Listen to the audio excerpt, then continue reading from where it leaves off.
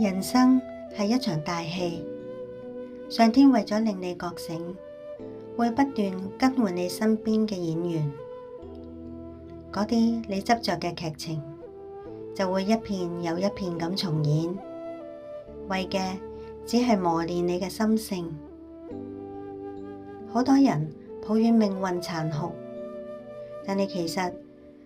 命運並唔殘酷，只係你入戲太深，難以抽離。當我哋沉迷喺世俗嘅戲劇中難以自拔嘅時候，生命就會用各種嘅方式去敲打我哋，或者係三觀嘅顛覆，又或者係心性嘅磨練。呢啲看似痛苦嘅經歷，實則係覺醒嘅契機，就好似打磨砵玉咁，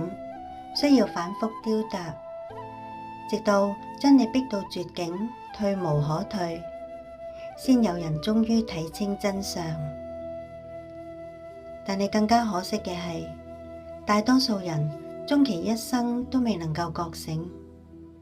糊裡糊塗咁演完呢一場戲，又匆匆趕去下一個輪迴嘅劇本。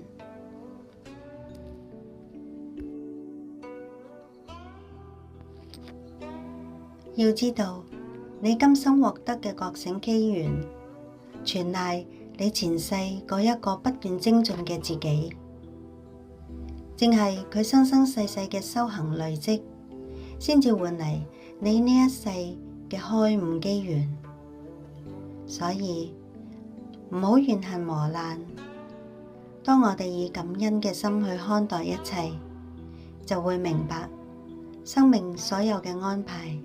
都係最恰當嘅安排。咁樣